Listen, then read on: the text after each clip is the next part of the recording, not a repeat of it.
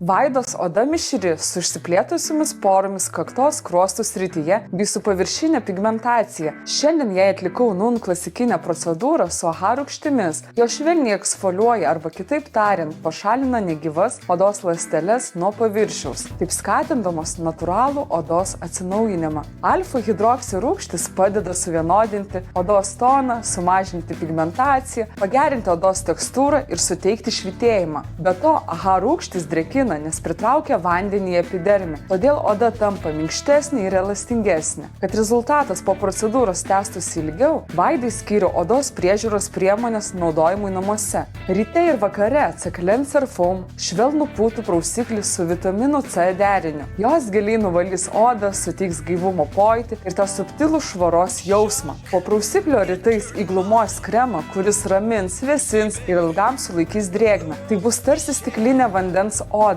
Vakare prieš miegą Intensive Hydrogel lengva gelį su pieno ir salicilo rūgštimis bei patentuota DermShield technologija. Jos reguliuos riebalų išsiskyrimą, valys poras ir drėkins be jokio sudirginimo. NUN procedūros kabinete bei individualiai parinkta namų priežiūra leis mėgautis sveika, subalansuota ir natūraliai švytinčia oda.